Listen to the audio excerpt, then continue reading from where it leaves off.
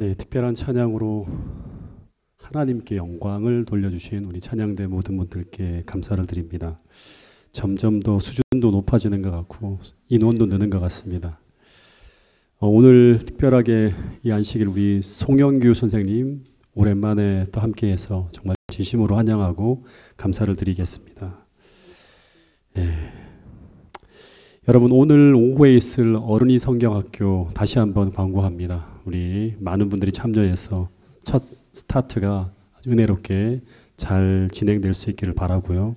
다음 주에 삼육대학교에서 진행되어지는 또 숲에서 만나는 하나님, 너무나 좋은 프로그램인데 비가 올까봐 정말 걱정입니다. 여러분 특별한 기도를 좀 부탁드리겠고요. 그리고 다음 주 월요일부터 새벽 5시 반 줌으로 우리 함께 기도할 때도 전 교인이 함께 참여해서 전도에만 은혜스러운 게 아니라 준비하는 모든 과정이 복되고 은혜스럽게 진행될 수 있도록 여러분 함께 협조해 주시기를 부탁드리겠습니다. 그리고 명절에 우리 어머님을 잃은 우리 구은혜 집사님, 제가 다녀왔지만 정말 명절을 함께 지내기 위해서 장을 보러 나가시다가 뒤로 넘어지셔서 갑작스럽게 심장마비로 이렇게 돌아가시게 됐는데, 우리 집사님, 우리 어머님 잃고 난 후에 많은 슬픔 가운데 있는 우리 구은혜 집사님 가족을 위해서도 여러분 특별한 기도를 또 부탁드리겠습니다.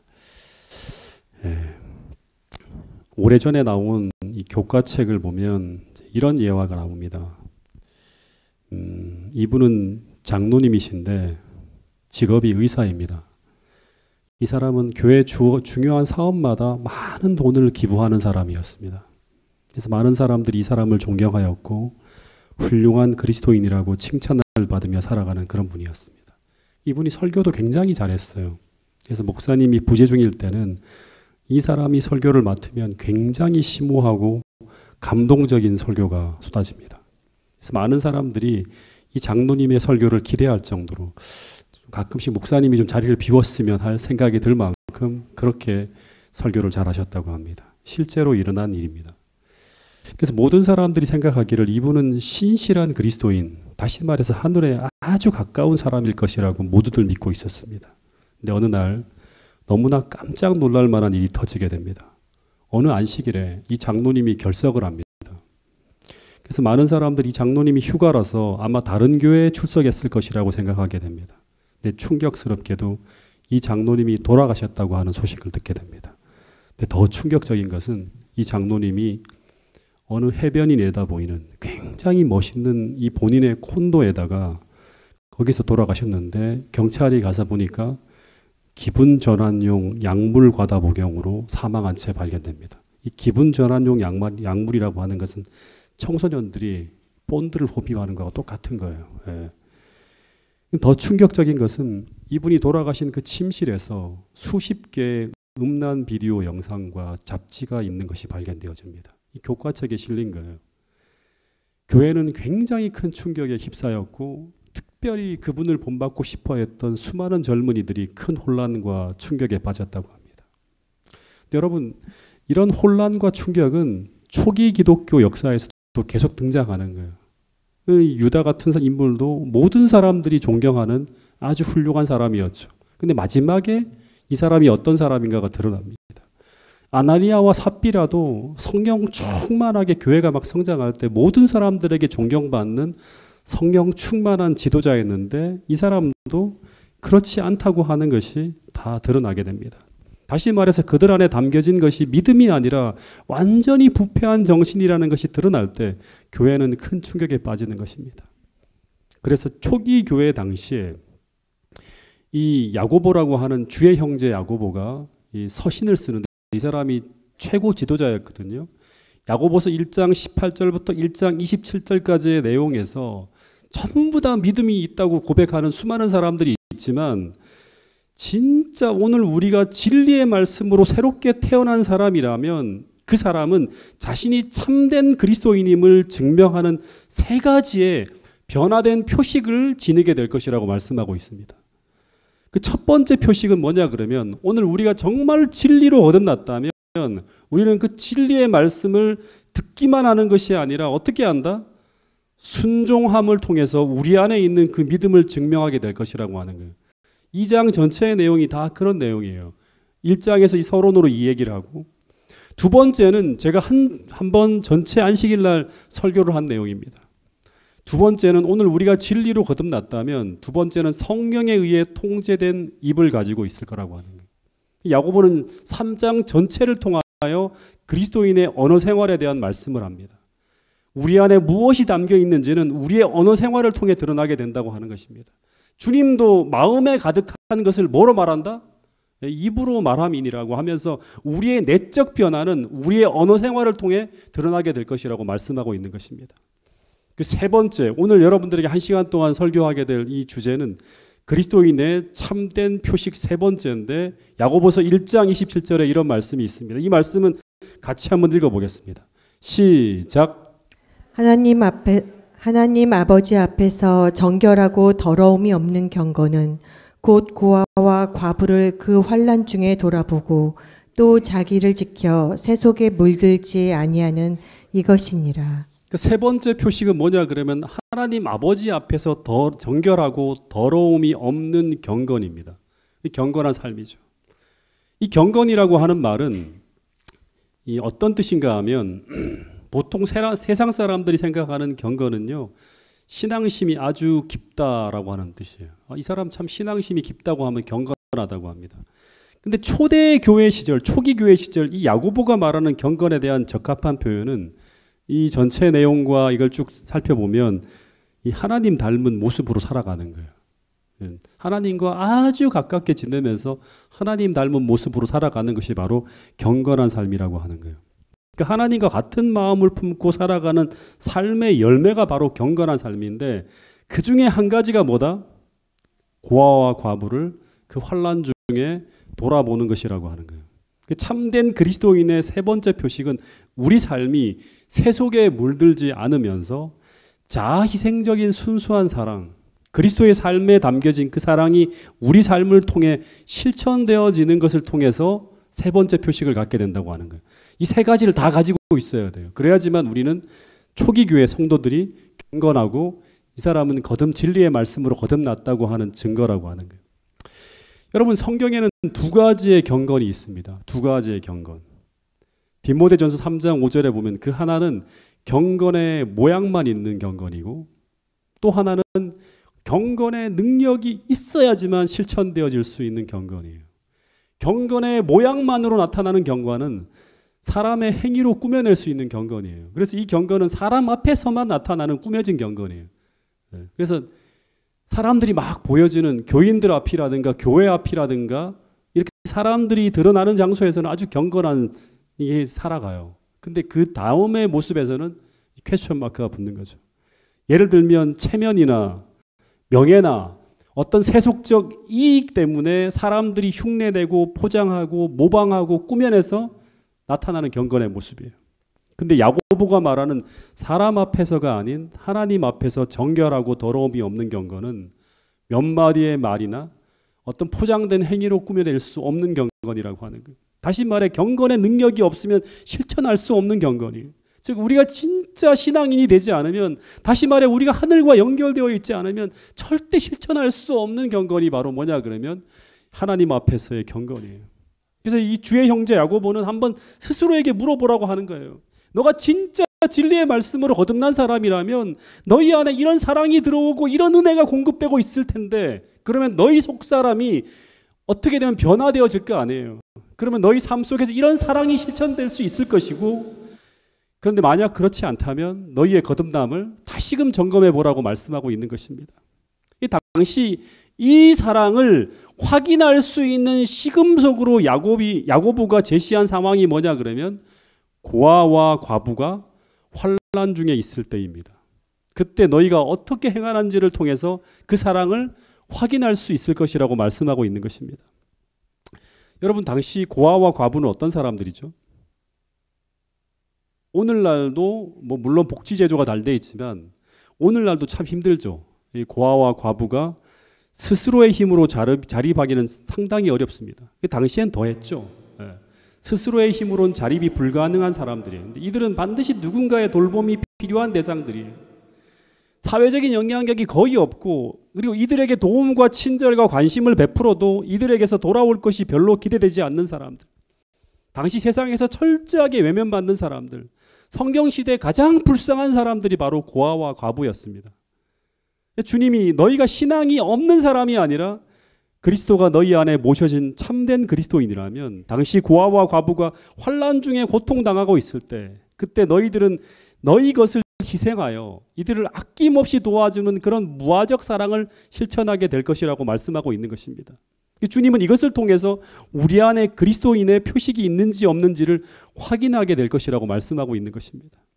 여러분, 하나님은 성경 곳곳에 우리의 신앙을 점검할 수 있는 그리스도인의 표식이라는 것을 적어놨어요. 이 마태복음 5장 20절에도 보면 내가 너희에게 이르노니 너희 의가 서기관과 바리새인보다 더 낫지 못하면 결코 천국에 들어가지 못하리라고 말씀하셨어요. 이 서기관과 바리새인은요, 사람들 앞에서만 경건한 사람들이에요. 즉 이들은 경건의 모양만을 가지고 살아가는 사람들이었어요. 그래서 이 주님께서 마태복음 5장에서 서기관과 바리새인들이 갖고 있지 못하던 더 나은 의를 쭉 설명하다가 그 말씀의 결론이 마태복음 5장 끝에서 이렇게 끝이 납니다. 너희가 너희를 사랑하는 자를 사랑하면 무슨 상이 있으리요? 세리도 이같이 아니하느냐? 너희가 너희 형제에게만 무난하면 남보다 더한 것이 무엇이냐? 이방인들도 이같이 아니하느냐? 그러므로 너희가 진리의 말씀으로 거듭났다면, 너희가 그 경건의 능력을 받으며 살아가고 있다면 너희는 하늘에 계신 너희 아버지의 온전하심 같이 너희도 그렇게 온전한 사랑을 실천함을 통해서 그 받은 은혜와 사랑을 어떻게 한다? 증명하게 될 것이라고 말씀하고 있는 것입니다. 여러분, 창세기 18장에 보면 제가 이 전체 이야기들을 쫙 점검할 수 있는 하나의 스토리가 나옵니다. 아브라함을 하나님이 시험하시는 장면이 나와요. 제가 이거 보면서 이게 왜 이 성경 속에 들어가 있을까 되게 궁금했었거든요. 여기 본문에 보면 이때가 정오의 시각이랍니다. 오정이라고 하면 정오예요. 근데 이때는 팔레스타인 지역에서 가장 뜨거운 때예요. 사람들이 일하지 않고 다 누워 잠자는 그런 시간입니다. 휴식 시간이에요. 근데 그때 한 나그네로 보이는 사람 셋이 아브라함의 장막 앞을 지나가고 있었습니다. 이 뜨거운 볕이 내려쬐는 그 시각, 지친 모습으로 이 아브라함의 장막 문 앞을 지나가는 이 세 사람은 누구일까요? 누구죠? 네. 창세기 18장 1절에 보면 여호와께서 마물의 상수리 숲을 근처에서 아브라함에게 나타나시니라라고 하는 거예요. 그러니까 여호와께서 아브라함에게 나타나셨는데, 근데 그 모습이 어떤 모습으로 나타났다? 나그네의 모습으로 나타난 거예요. 그래서 이 세 사람 중에 한 분은 여호와 하나님이시고 나머지 두 사람은 누구죠? 예? 창세기 19장에 보면 천사들입니다. 예. 근데 왜 하나님께서 자신의 모습을 숨기고 이런 초라한 나그네의 모습으로 아브라함의 장막문 앞을 지나가고 계셨을까? 이 뭐예요? 테스트입니다. 시험하는 거예요. 예. 어떤 시험인가 하면 아브라함의 믿음을 시험하는 거예요. 아브라함의 속에 담긴 것이 무엇인지를 드러내는 시험이에요. 하나님의 모습으로 딱 나타났으면 어떻게 할까요? 그냥 꾸며내겠죠. 뭔가 이 하나님 앞이구나 하면서. 초라하고 나그네, 아무런 영향력도 없는 그 사람 앞에 아주 초라한 모습으로 하나님께 등장한 거예요. 그러니까 창세기 17장에 바로 전장에 아브라함과 하나님이 할례 언약을 맺으시고, 그리고 의식을 통해서 아브라함의 믿음의 고백을 받았죠. 할례는 일종의 침례를 받은 거예요. 근데 그것으로 끝나는 것이 아니라 하나님은 바로 그 다음 장에 창세기 18장에 그 믿음의 고백을 아브라함의 삶을 통해서 확인하고 있는 것이 바로 뭐냐면 창세기 18장의 시험이에요. 그리고 이 믿음을 확인한 후에 창세기 21장에 이삭이라고 하는 언약의 아들이 태어납니다. 그래서 항상 믿음이라고 하는 것은 시험을 통해서 입증되어지는 것을 보게 됩니다.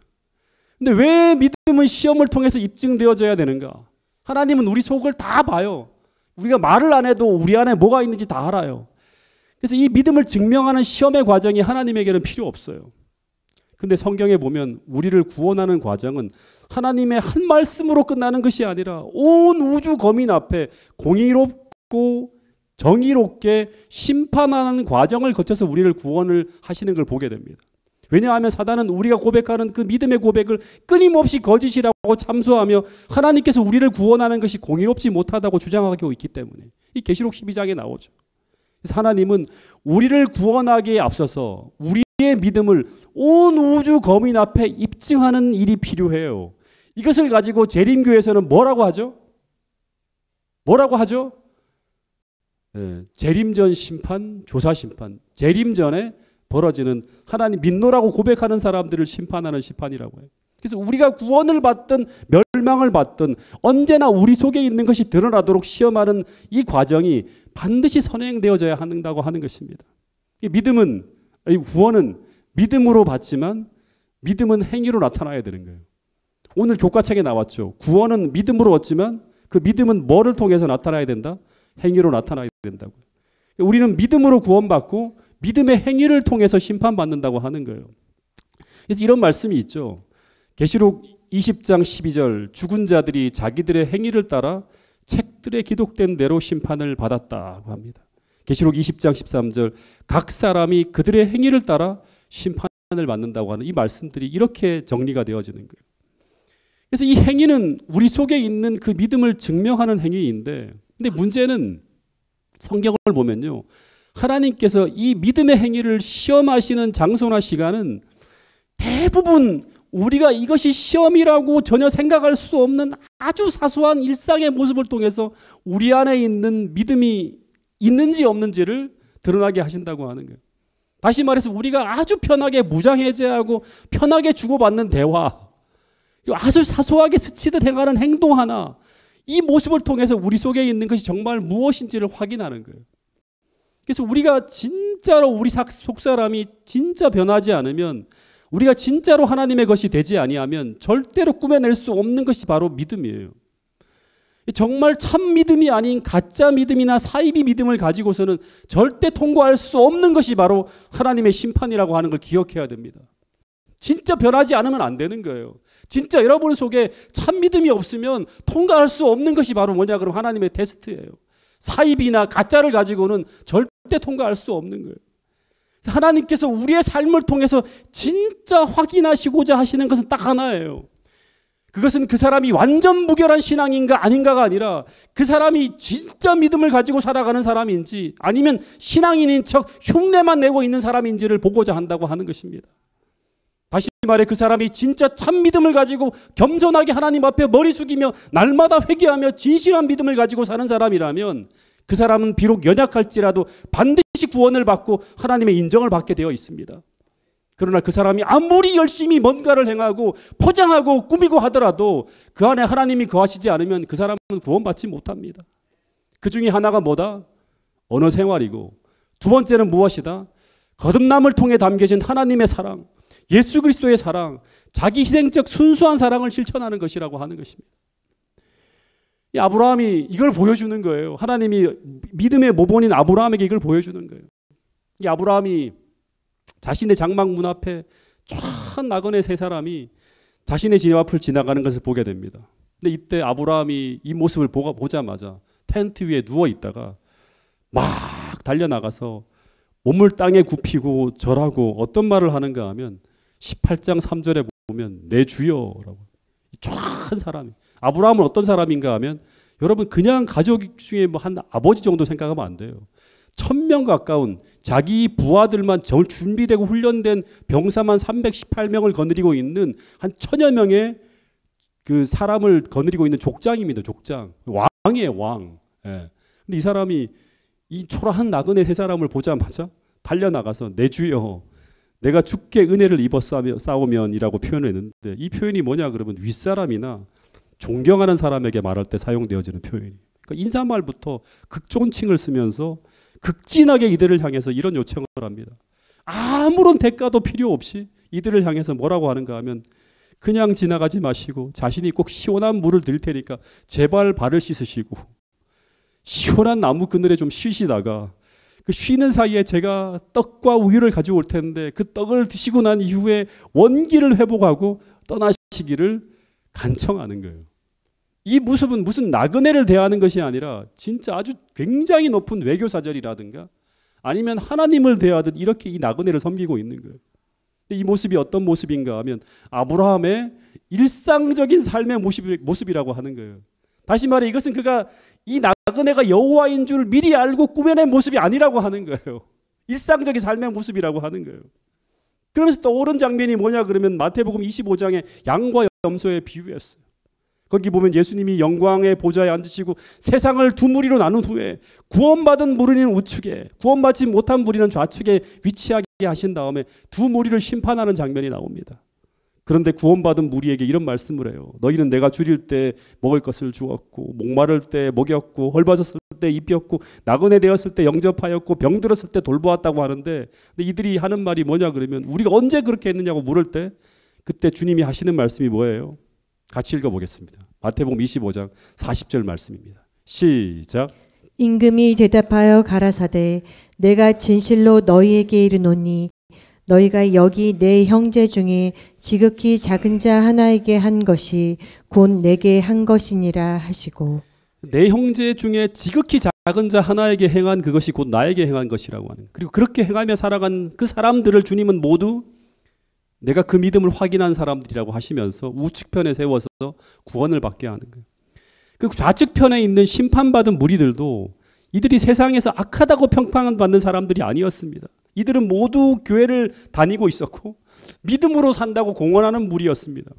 주님이 그들을 신문할 때 그들이 하는 말이 언제 우리가 당신이 줄일 때 먹을 것을 주지 아니하였고 당신이 헐벗었을 때 입히지 않았고 당신이 나그네 되었을 때 영접지 않았습니까? 하는 말을 하는 거예요. 그때 주님이 하신 말씀이 동일하죠. 내 형제 중에 지극히 작은 자 하나에게 행하지 않은 것이 곧 나에게 행하지 않은 것이라고 하는 거예요. 나는 이 모습을 통해서 너희들 안에 믿음 없음을 확인하게 되었다고 말씀하시는 거예요. 여러분 실제로 창세기 18장 아브라함의 모습을 시험하시는 그 모습을 통해서 주님께서 확인하고자 하시는 것은 바로 이것이었어요. 그 피로에 지친 그 나그네를 아브라함이 마치 하나님을 섬기듯 그렇게 섬기고 있는데 이 세 분 중에 한 분이 누구였다? 여호와 하나님이었다고 하는 거예요.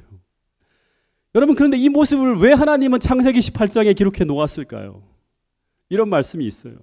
하나님께서 이 아브라함의 행동을 당신의 말씀 가운데 기록할 만큼 중요하게 여겼으며 1000년 후에 영감받은 사도는 이 사도 바울이죠. 그것을 이렇게 언급하였다고 합니다. 히브리 13장 2절 말씀 같이 한번 읽어보겠습니다. 시작. 손님 대접하기를 잊지 말라. 이로써 부지 중에 천사들을 대접한 이들이 있었느니라. 실제로 이 아브라함에 대한 얘기죠. 여러분 아브라함이 이들에게서 어떤 이익을 바라고 이런 행동을 한 것이 아니었습니다. 왜냐 그러면 이들은 어떤 사람이다? 지나가는 나그네였어요. 근데 왜 아브라함이 이런 친절을 베풀었을까요? 그 이유는 딱 하나예요. 예수님의 사랑이 아브라함의 마음속에 있었기 때문에, 다른 사람들에게는 없는, 세상 사람들에게는 없는 그 사랑이 있었기 때문에 주님이면 그렇게 할 거 아니에요. 그래서 주님은 이제 이 아브라함의 이런 이타적인 행위를 보면서 그의 믿음을 확인하고 그러면서 시험이 끝이 납니다. 조사 심판은 어떻게 보면 이 사랑을 확인하는 거예요. 여러분들의 마음속에 진짜 예수님이 있는지, 진짜 그분의 은혜가 여러분들 속에 들어오고 있는지, 그 사랑을 여러분들이 받고 있는지를 하나님께서 확인하는 거예요. 그것만 확인되어지면 나머지는 하나님이 그 사랑을 가지고 있는 사람들에게 뭐 안식일을 지키려 하든 뭘 하든 다 주님을 사랑하고 이웃을 사랑하는 마음이 있기 때문에 다 실천될 수 있는 거 아니에요. 네. 식사를 마친 후에 나그네로 앉아있는 세 사람이 갑자기 큰 위엄을 가진 자들로 바뀌면서 큰 권위를 가지고 아브라함에게 이렇게 질문해요. 네 안에 사라가 어디 있는지를 묻는 거예요. 이 나그네들이 갑자기 확 바뀌는 거예요. 시험이 끝나니까 확인되어지니까 딱 끝나는 거예요. 드러내는 거예요. 그리고 10절에 내년 이맘때 내가 반드시 내게로 돌아오리니 내 안에 사라에게 아들이 있으리라는 선언을 합니다. 그러니까 바로 17장에 할례 언약을 맺을 때 했던 그 동일한 약속을 다시금 반복하는 거예요. 그리고 난 후에 이 예수님이 아브라함과 친밀한 대화를 나누는 장면이 18장 끝날 때까지 쭉 이어집니다. 시편 25편 14절에 보면 이런 말씀이 있어요. 아브라함이 이렇게 친밀하게 하나님과 대화를 나눌 수 있는 이유는 그러니까 하나님을 정말로 경외하는 사람이었기 때문이라고 하는 거예요. 여호와의 친밀함이 누구에게 있다?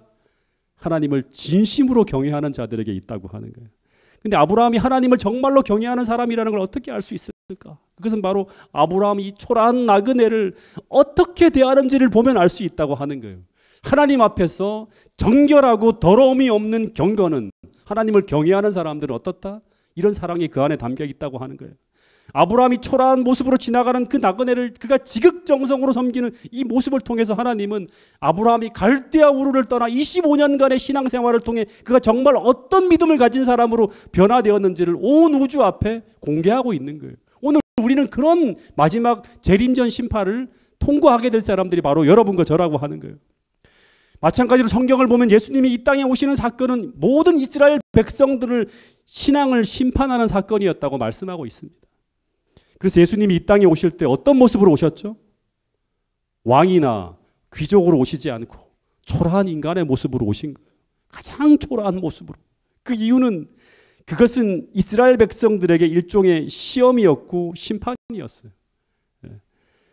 정말 그들이 예식이나 의로운 의식을 통해서 포장한 그것이 진짜 그들의 진정한 모습인지, 정말 이들이 하나님을 경외하는 사람인지 아닌지를 확인하는 시험이었다고 하는 것입니다. 여러분, 때때로 우리는 수직적 차원의 신앙, 하나님과의 관계를 굉장히 중시하는 많은 사람들이 수평적 차원, 내 이웃과의 관계는 대단히 약한 면을 드러내는 경우가 참 많다고 하는 거예요. 그래서 그 사람이 우리가 보기에는 하나님에 대한 열심과 신앙심이 있는 것 같은데, 근데 이웃을 대하는 모습은 영 엉망인 것을 보면 우리는 굉장히 의아하게 생각하는 경우들이 참 많습니다. 이건 수많은 시대를 거듭하면서 항상 드러났던 그런 모습이에요. 왜 하나님을 믿는 사람들이 저렇게 이기적이지? 왜 하나님을 믿는 사람들이 저렇게 쌀쌀맞고 냉정하지? 왜 하나님을 믿는 사람들이 저렇게 따뜻하지도 않고 친절하지도 않지? 왜 하나님을 믿는 사람들이 사람을 차별하지? 그 이유를 하나님은 오늘 이 창세기 18장의 이 말씀을 통해서 우리에게 그 이유를 말씀해 주고 있는데, 그 이유는 바로 그들이 하나님을 진정으로 경외하지 않기 때문이라고 하는 거예요. 그 이유는 그들이 믿음이 무너졌기 때문이고 하나님과의 관계가 무너졌기 때문이라고 하는 것입니다.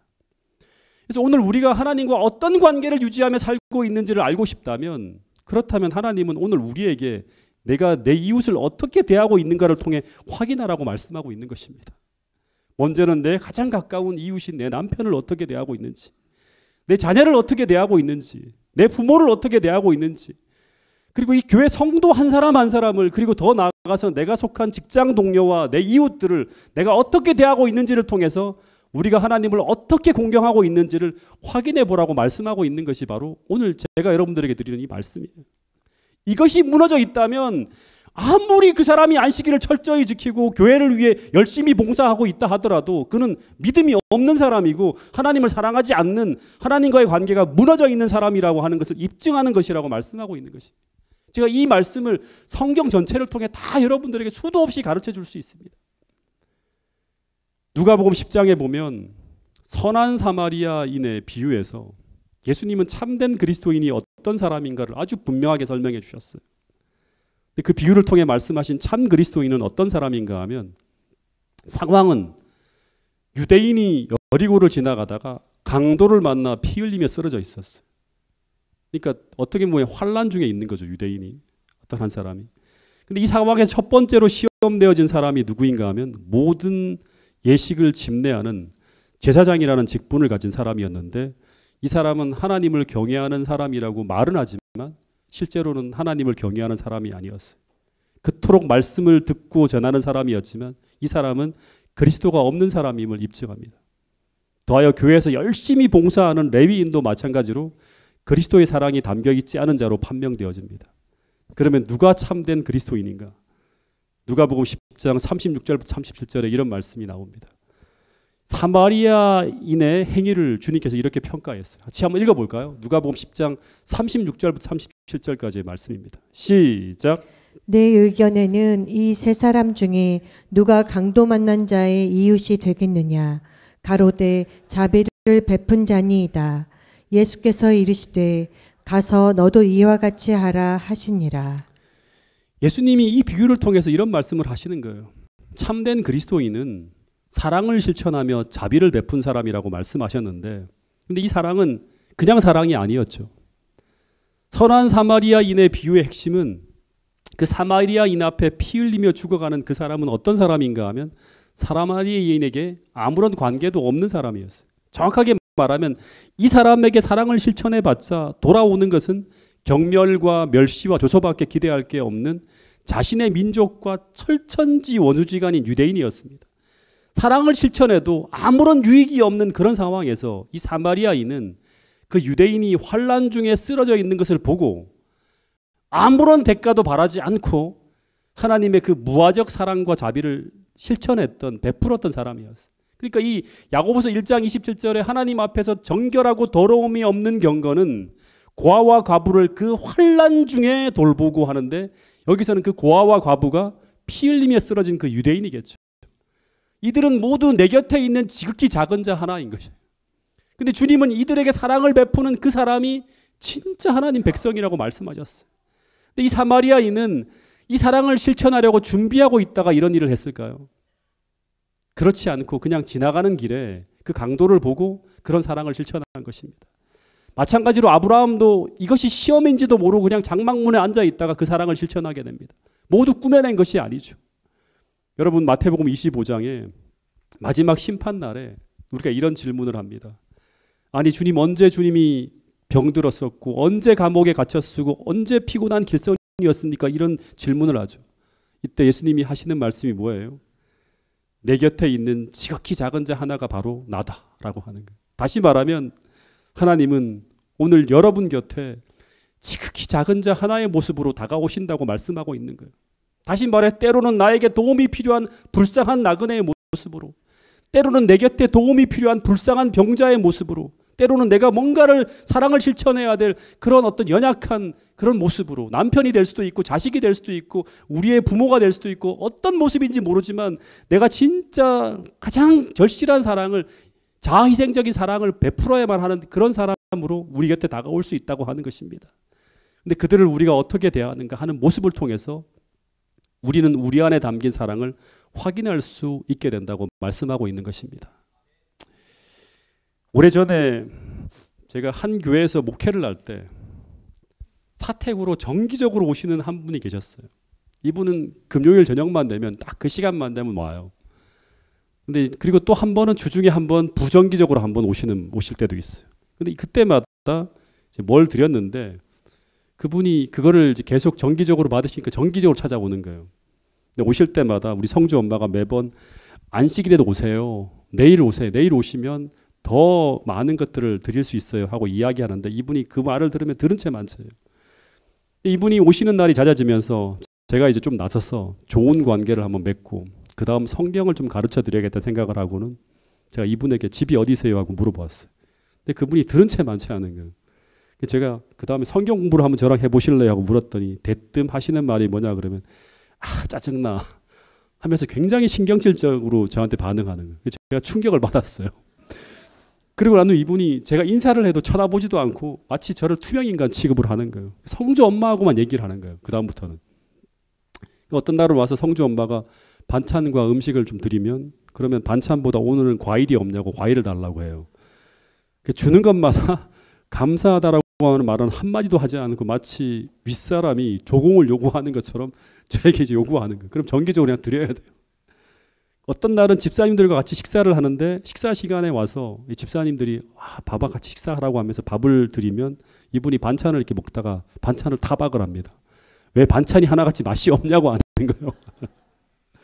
그때마다 집사님들과 저희 모두는 바로 제가 그런 상황이 있기 얼마 전에 어떤 설교를 했는가, 이 창세기 18장 아브라함에 대한 설교를 했어요.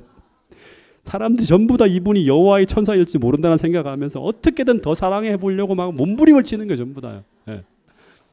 근데 이분이 도저히 사랑할 수 없는 모든 행위를 다 하시는 거예요. 그래서 제가 먼저 사랑이 거의 바닥 나가고 있었어요. 근데 그래도 사모는 끈질기게 이분을 웃으면서 대접을 하는 거예요. 그러다 우리가 두 손 두 발 다 드는 일이 생겨버렸어요. 어느 날 교회 일이 워낙 바빠갖고 두 사람이 그냥 교회 청소도 하고 뭐 방문도 하고 하면서 사택을 비우고 밖에 있었는데, 근데 이분이 노크도 없이 사택 안으로 함부로 들어오는 거예요. 근데 우리 아이들이 깜짝 놀라서 막 난리가 났어요. 그때 이 성주 엄마가 안색이 탁 변하면서 이러시면 안 된다고 하면서 오늘은 그냥 돌아가시라고 하면서 그분을 빈손으로 돌려보냈어요. 그리고 난 후에 어땠을까요? 계속 마음에 남는 것은 찔림이에요. 창세기 18장 모든 말씀이 막 떠오르고, 그리고 혹여 저분이 마태복음 25장에 나오는 지극히 작은 자, 작은 예수가 아닐까? 여보, 그런 분을 우리 쫓아낸 게 아니야. 계속 생각하는 거예요. 근데 그때 또 하나 생각한 것은 무엇인가 하면 우리가 말씀을 통해 아무리 배워도 이런 얘기를 통해 자극을 받아도 이 자기 희생을 통해서 행하는 이런 무아의 사랑은 억지로 짜내서는 아니 되는 것이구나 하는 걸 확인하게 되었어요. 정말 주님의 깊은 사랑이 내 안에 끊임없이 들어와서 주님과 같은 큰 사랑이 내 안에 담겨야지만 우리가 행할 수 있는 것이구나 하는 생각을 하게 되는 거예요. 어떻게 우리가 원수 같은 사람을 사랑할 수 있는가? 친절을 베풀 수 있는가? 다 우리 힘으로 못하는 거예요. 그래서 이것을 통해서 우리 두 사람의 사랑이 이것밖에 안 되는구나 하는 것을 확인하게 되었고요. 그래서 어떻게 해야 되는가? 스스로의 연약함을 인정하면서 주님의 더 큰 은혜와 능력을 구하게 되는 것입니다. 여러분, 하나님은 끊임없이 오늘 여러분의 주변에 우리의 친절과 섬김을 필요로 하는 지극히 작은 자들을 끊임없이 두신다고 하는 걸 기억하셔야 됩니다. 저한테는 부목사님들이 그럴 수 있고 장로님들이 그럴 수 있고 성도님들이 그럴 수 있고 제 가족들이 그럴 수 있는 거예요. 계속 살펴야 되는 거예요. 근데 그 한 사람 한 사람을 우리가 정말로 거듭나서 예수님의 사랑으로 주님을 섬기는 것처럼 섬기며 사랑하게 될 때 그때 어떤 일이 벌어지는가 하면 엄청난 일이 벌어진다고 합니다. 이사야 58장 6절부터 11절에 보면 하나님이 뭐라고 하는가 하면 이사야서를 통해서 하나님이 기뻐하는 금식은 나의 기뻐하는 금식은 하면 이런 말씀을 해요. 하나님이 기뻐하시는 금식이라고 하는 건 하나님이 기뻐하는 경건한 삶이죠. 하나님 앞에서 정결하고 더러움이 없는 경건한 삶을 말하는 것이죠. 근데 하나님이 기뻐하시는 금식은 어떤 거냐 그러면 음식을 안 먹는 게 아니래요. 줄인 자에게 내 양식을 나눠주며 유리하는 빈민을 지배드리며 헐벗은 자를 보이면 입히며 내 고육을 피하여 숨지 아니하는 것이 하나님이 기뻐하는 금식이라고 하는 거예요. 야고보서 1장 27절에 하나님 앞에서 정결하고 더러움 없는 경건과 똑같은 거예요. 이런 경건의 모양만을 갖는 것이 아니라 이런 경건의 능력이 회복되어지면 어떤 일이 벌어지는가? 여기 보면 그리하면 그런 사랑이 실천되어질 수 있다면 그곳에 하나님이 함께 하심으로 8절 보세요. 내 빛이 새벽같이 비칠 것이며 내 치유가 급속할 것이며 여호와의 영광이 나타나고 9절 내가 부를 때에는 우리가 기도할 때마다 나 여호와가 여기 있다 응답하겠고 부르짖을 때마다 내가 여기 있다 하리라 하는 거예요. 10절 줄인 자에게 내 심정을 동하며 괴로운 자의 심정을 만족해 하면 내 빛이 흑암 중에 떠올라서 내 어둠이 낮과 같이 될 것이라고 말씀하고 있는 것입니다. 교회가 온 세상을 영화롭게 하는 부흥의 능력, 치유의 능력, 진리를 전파할 수 있는 능력이 펼쳐지는 거예요. 물된 동산 같겠고 물이 끊어지지 않은 샘처럼 흘러간다고 하는 것입니다. 근데 이런 사람들이 뭘 하는가 하면 12절 주님은 이런 사람들이 이런 사랑의 능력을 회복한 사람, 경건의 능력을 회복한 사람들이 주님에게서 나는 자들인데 이들은 역대 파괴된 기초를 다시 쌓고 무너진 데를 수보하는 자들이 되고 주님이 다시 오실 길을 수척하며 13절 이하 보면 안식일 회복 운동의 중심에 서게 될 것이라고 하는 거예요. 여러분 이게 순서예요. 순서. 여자의 남은 자손은 참 그리스도인의 표식을 지니고 있습니다. 그들은 예수님처럼 사랑하는 사람입니다. 이 사랑을 가지고 우리가 살아갈 때 경건의 모양만이 아니라 이 경건의 능력을 회복하게 될 때 우리 교회는 반드시 부흥하게 될 것입니다. 여러분 그래서 오늘 오후에 어른이 성경 학교를 할 때도 다음 주에 숲에서 만나는 하나님이라고 하는 브릿지 프로그램을 할 때도 그곳에 참여하는 모든 분들에게 이런 사랑을 가지고 그들을 섬기며 우리가 그들을 섬기게 될 때 그들이 우리의 섬김을 통해서 무엇을 발견한다? 하나님의 사랑을 발견하게 될 것이라고 저는 생각합니다. 그런 사람들이 마지막에 여자의 남은 자손으로 하나님의 일을 하게 될 것이라고 하는 거예요. 여러분 그래서 이 말씀이 이제 확실하게 제 머릿속에 들어왔어요. 인자가 자기 영광으로 모든 천사와 함께 올 때 자기 영광의 보좌에 앉으리니 모든 민족을 그 앞에 모으고 각각 분별하리라. 이와 같이 그리스도께서는 감람산 위에서 제자들에게 큰 심판의 날의 광경을 묘사하였다. 그리고 그리스도께서는 그 판결이 한 가지 처리는 원포인트예요. 딱 한 가지 점에 의해서 결정될 것이라고 하는 말씀을 하셨다. 민족들이 그리스도 앞에 모일 때 두 부류로만 나누어질 것이며 그들의 영원한 운명은 그리스도를 위하여 가난하고 고통받는 자들을 도와주었느냐 도와주지 않았느냐에 따라 결정되어질 것이다. 사랑을 확인한다고 하는 것이죠. 이 말씀이 무엇인가 하면 우리 안에 그리스도가 들어오셨다고 하는 증거는 이 주님의 사랑이 내 안에 들어오셨다고 하는 거예요. 그 증거는 무엇이다? 우리가 이웃을 주님처럼 사랑하는 모습으로 나타난다고 하는 것입니다. 태능교회 모든 성도들이 이 사랑을 받게 되기를 간절히 바라겠습니다.